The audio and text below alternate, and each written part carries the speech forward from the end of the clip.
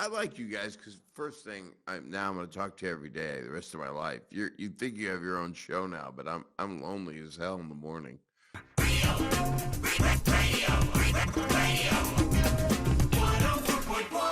I'm Russ Rollins, along with Carlos and Angel and Ryan and Savannah, and back with us once again today, the one and only Bob Saget. Bob, can you hear us? I can, and I'm going to be here every day from now on. I'm flying to Orlando in just a couple hours, and tomorrow morning I'll just be on Zoom. I don't want to bother you in the studio. I'll just be here. I'm going to wear a tank top and have people make fun of it. Hey, do you get nervous about flying now? Does that freak you out at all? I get nervous just going to the market. No, flying's easy. Actually, they say that this thing, my wife knows a lot about this. There's a thing called a HEPA filter, and it's a filter that goes in. They tell you this. I guess it's true. And it gives you cleaner air. I don't agree with this, Bob. This is like doctors telling you smoking cigarettes with filters was better for you. Yeah. I know.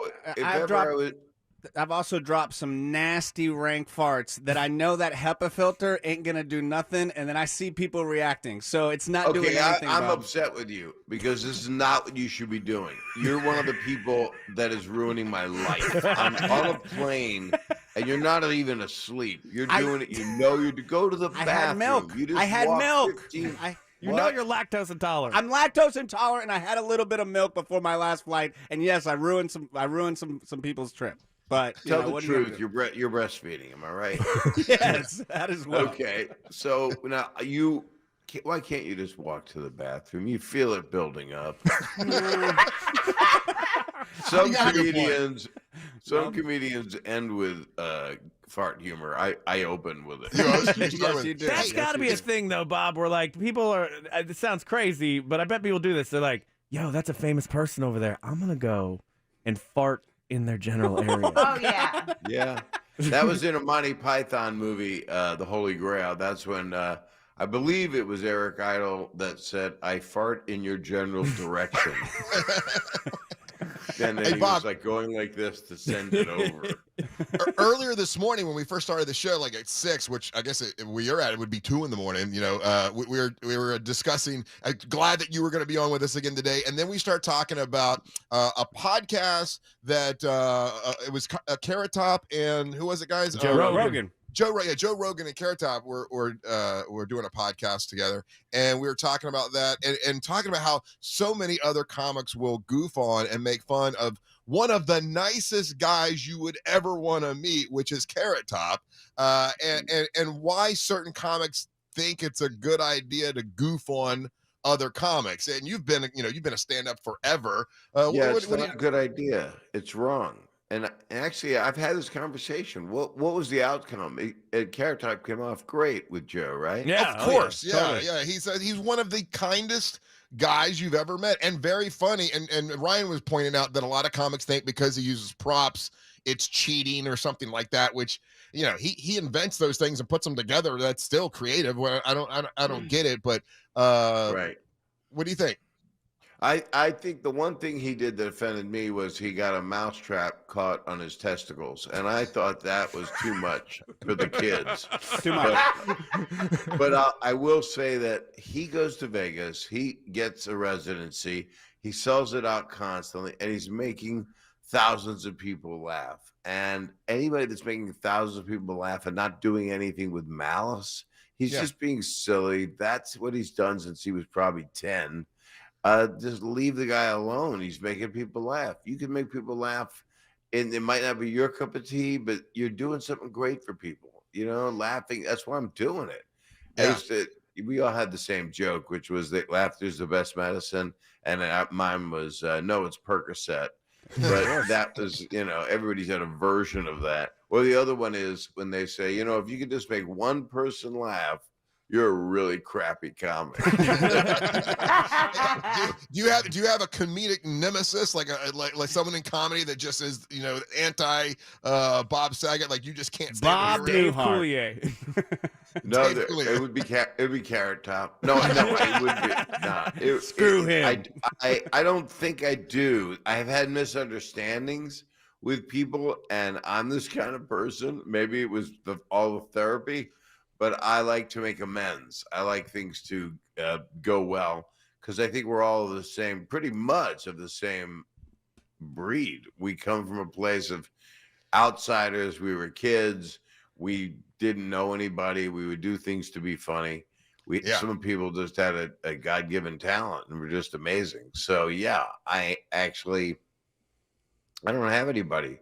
I don't think. I didn't think you would. I didn't think you would. Hey, you remember yesterday, Ryan Holmes? All he wanted to ask you about was the color of the font on Full House. That was God. He's so obsessed. So today he said all he could think about was wanting to ask you about the items that are on the table behind you.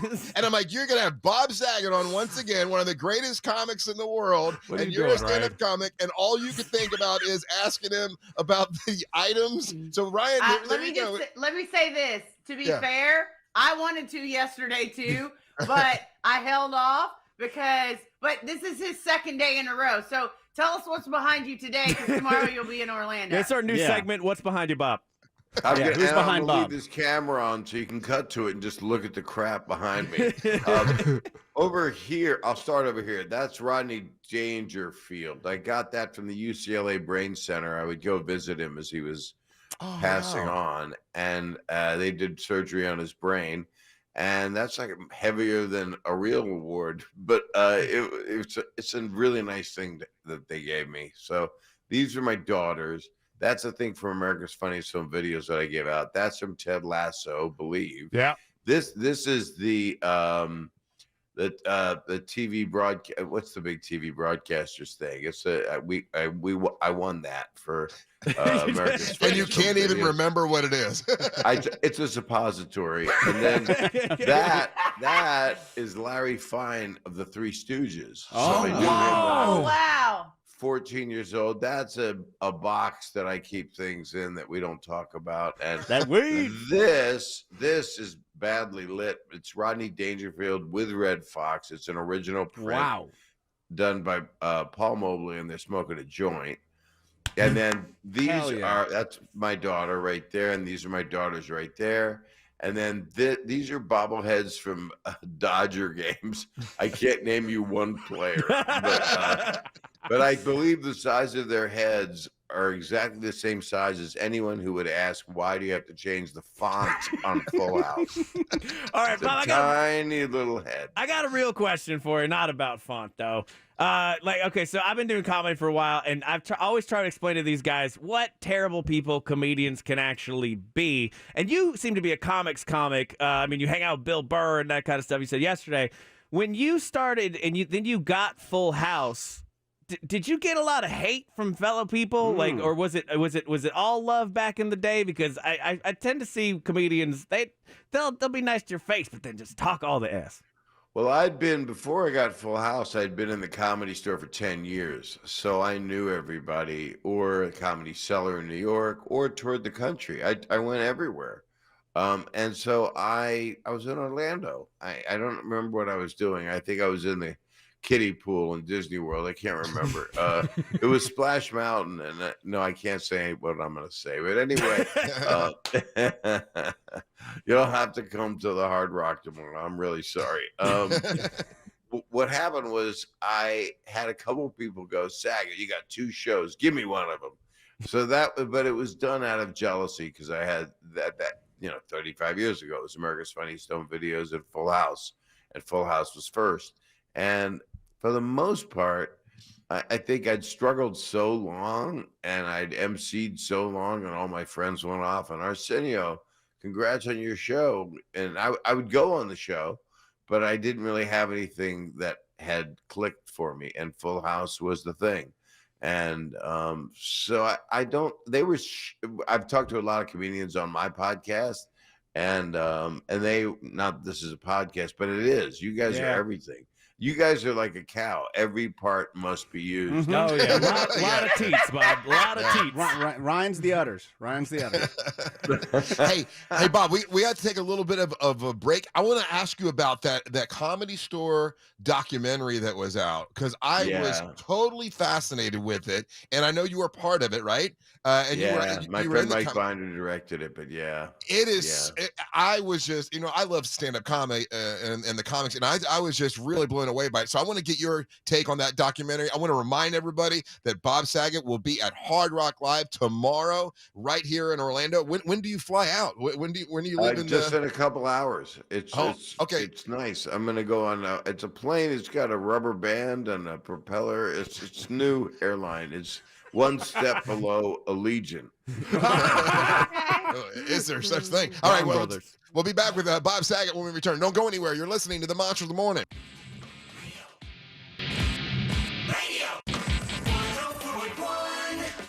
Tomorrow night, Hard Rock Live. It's Bob Saget. I can definitely say a good friend of the show. I mean, every time he's in town, he doesn't visit once. He visits 2 or 3 times, and we love seeing him. And man, I think we've been seeing him for at least a decade, if not more than that.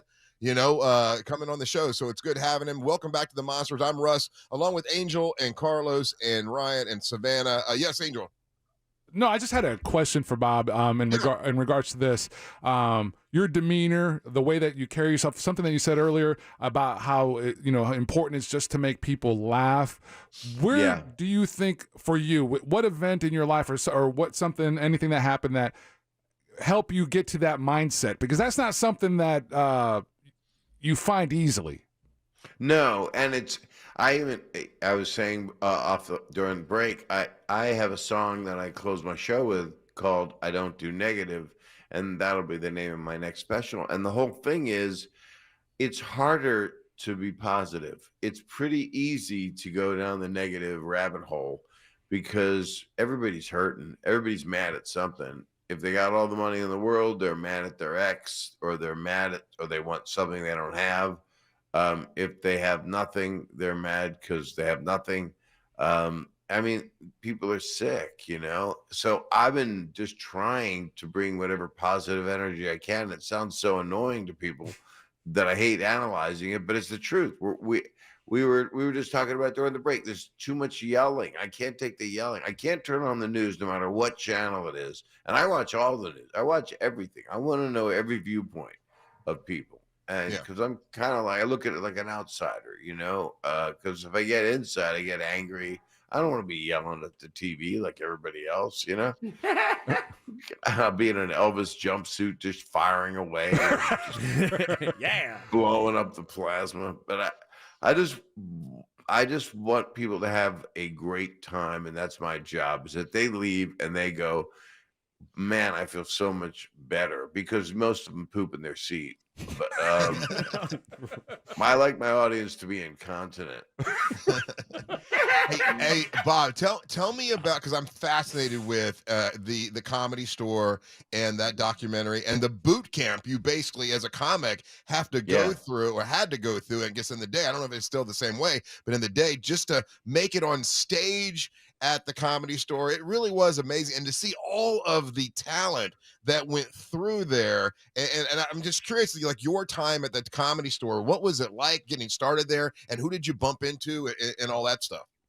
Well, it was I've been talking about it a lot lately because people are fascinated. My friend Mike Binder directed that, and he directed a bunch of movies, a bunch with Kevin Costner. One was Don't Look Back, I believe it was called. Oh yeah.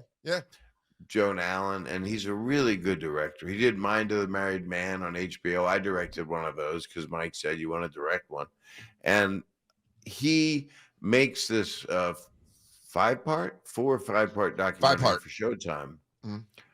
Unbelievably well done, and he talked to everybody because that's where we came up. So when I first started, my first MC was Letterman, and literally the night that I went up, first I got accepted to be a regular, which is this big achievement that you get to be a non-paid regular, because at that time there was a strike. A couple years later, Comedy Store strike. It's pretty tragic.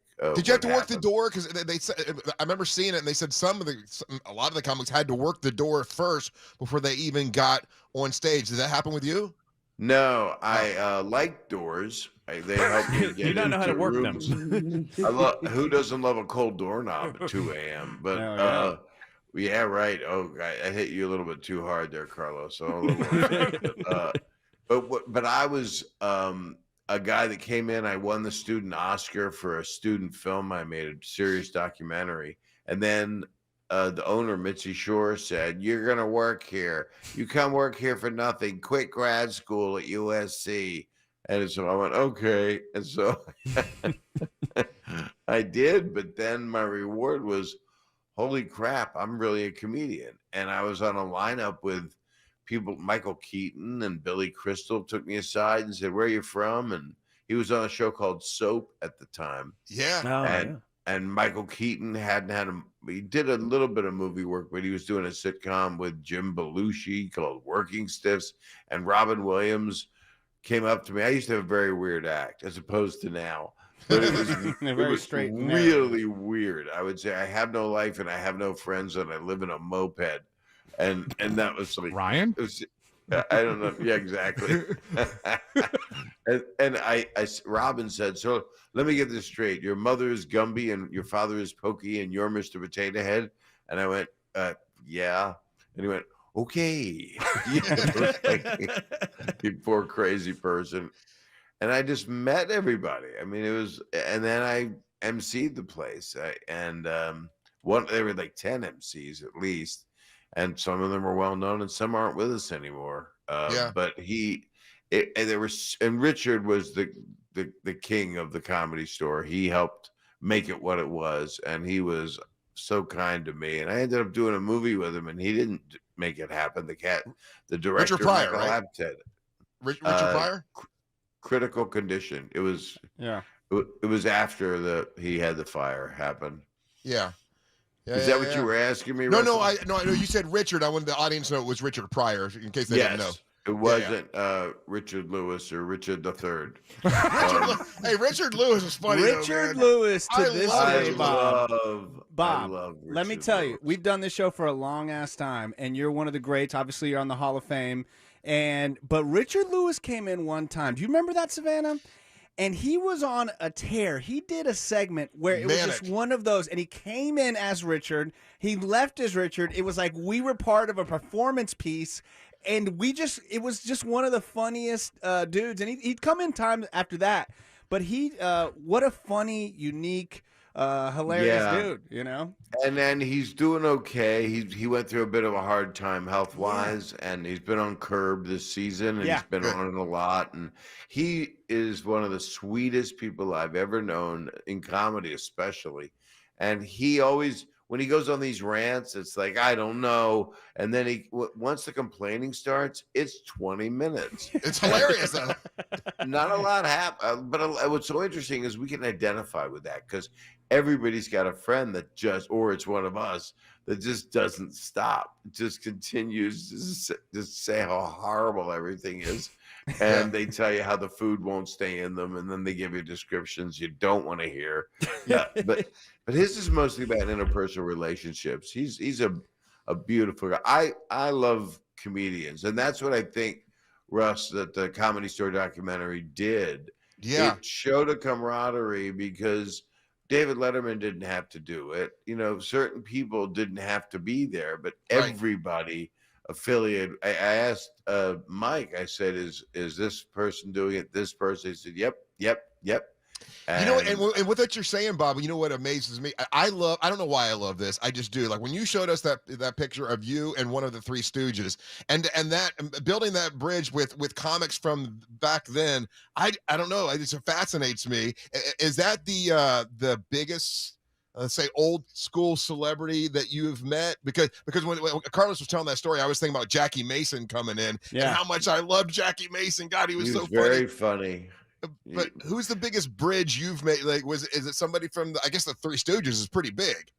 Well, they were, but they were robbed. You know, their producer took all their money. So Mo was poking Larry and ripping his hair out that was glued to his hair, but he would take his real hair with it, and they had to make their friendship come back together because he ripped his hair out. Oh, man. I'm glad it wasn't an R-rated thing because he would have been hurting at both ends. But I met a lot of people. I didn't get to meet Groucho or Jack Benny. I was too young for all that. But I met pretty much. I remember meeting Bob Hope, and I never was the biggest fan, but I so appreciated what he did because it was showbiz. It was making fun of showbiz in his way, tongue in cheek. And he was incredibly nice. He was in a wheelchair and he made a joke about wearing a diaper. And I was like, wow, that's pretty soft. He wanted me to laugh. You know, that's the key is when one of the older people, one of the true, everybody calls everybody an icon or a legend.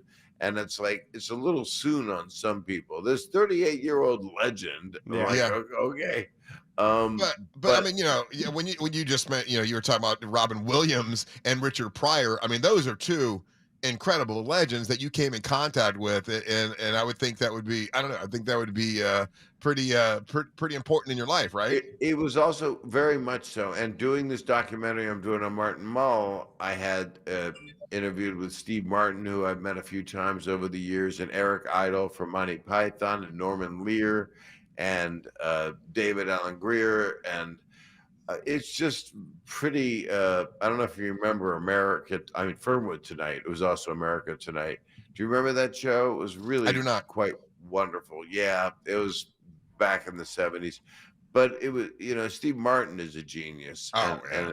And you know, there's just no bouts about it. He's on the Mount Rushmore, you know. Oh my God, his new show is great. His masterclass, Steve Martin's comedy masterclass. Oh, I thought you meant the show. Only Murders in the Building is great, but Carlos did his masterclass program as well. Man, it's unreal. What happened? Why didn't it work out for you? You know, I'm trying, Bob. It's funny what he said, but it's amazing because Steve seems like a very off the cuff guy at times and silly and crazy. But he is meticulous with his comedy. Oh, incredibly so. You know, even down to the wardrobe, why he dressed that way in that time, in that era. Absolutely. He was doing showbiz a tribute by making fun of it and acting. I'm a professional comedian. Yeah. And he would play the banjo and have happy feet. He couldn't stop his feet from dancing. And he was really the first arena guy. There were a couple other people, but it was really him, and then Dice went out. But he just didn't want to do second show Friday nights and didn't want to continue to do arenas because he would have to write a whole new act. And then he made The Jerk, and the rest is history. You know, he became a bona fide, amazing movie star and one of the sweetest and smartest people in comedy that exists. And there's a bunch of people. I mean, I remember here's a cool one, Russell, you'll like this. I was at the Comedy Store hosting, and Eddie Murphy was working out Raw. Oh, wow. Working it out. So I'm on stage. I bring out Eddie Murphy. He's in I believe, the red leather two-piecer. And looking literally like the Prince of the Universe. Yeah. And there's a glow on him, and he's just this beautiful human being. And he comes out, and I shake his hand, and he just gives me a look of very good, very militaristic in a way that he came there to do a job, and he's going to do it. And I remember it was a Friday night, and he did a standing ovation. The walls are rumbling. Did really well. It was cool as hell. And then when it ended, I could tell that I said, that was really good. And he looked at me. It was kind of a look of, whatever. He kind of thought, he said, I think something like, it was okay. 1 week later, and I know he didn't go up anywhere else in town because we had no lives. All we did was comedy clubs. He didn't go to the Improv. He didn't go to anywhere else. And I saw him in the all blue leather suit. And that was the night where he added like 15 or 20 minutes to that Raw hour and a half, whatever it was. And I'm telling you, I've seen Pryor go on stage, Sam Kinison, people that rumbled the room. and the walls shook at the beginning. When it was over, it was a 5-minute standing ovation, and literally, I thought there was an earthquake. It was so incredible because he's one of the best stand-ups that ever lived. So I'd like to see him go out and do it, but it's not my job to. People go, why don't they perform again? It's like, because people have reasons. Sorry, but they have. But and also it's a tough road, right, Bob? You got look at Pryor. Look how his other than his disease, look how his life ended. It was rough and drugs, and he had a tough upbringing. Throughout the whole thing, he'd be at the top, and then he would still be at the top, but he would have a real hard go.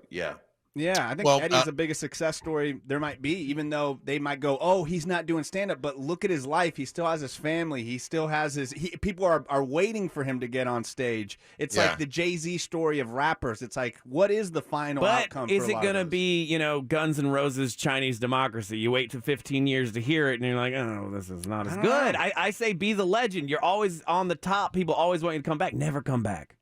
Oh. Well, it depends on who it is. Some people really are pulling it off. I know that the thing I'm working on now, this new 90 minutes that I'm rolling, is better than anything I ever did. And I watched some recent stuff. I think I spoke to you about it yesterday because now that we live together. By the way, stop eating my cereal. And I was here. I saw Bob's last show. You're absolutely hilarious. A lot of people were there dying, laughing. And tomorrow at the Hard Rock, I can't believe it, man. It's I'd go. Let me see here. I live a little outside. I might head up there. I'll holler at you. Do it. And, I would love it. I'm going to talk to my person. It's not my person. I don't own anyone except my wife owns me. Literally. Whatever it's like I've never had that. I've been married before to someone that I still talk to. She's the mother of my kids, and she's a great person. But I try to make everybody's life better. That's what I try to do. But with us, with our relationship now, with all of you, I think we're gonna be like Charlie and the Chocolate Factory. Okay. Like we're gonna be I'll be your in those Veruca beds, opposing beds, laying in bed. Russ is Augustus Glump. Yes. Exactly. And I'm going to get a golden ticket, and we are going to party. Yeah.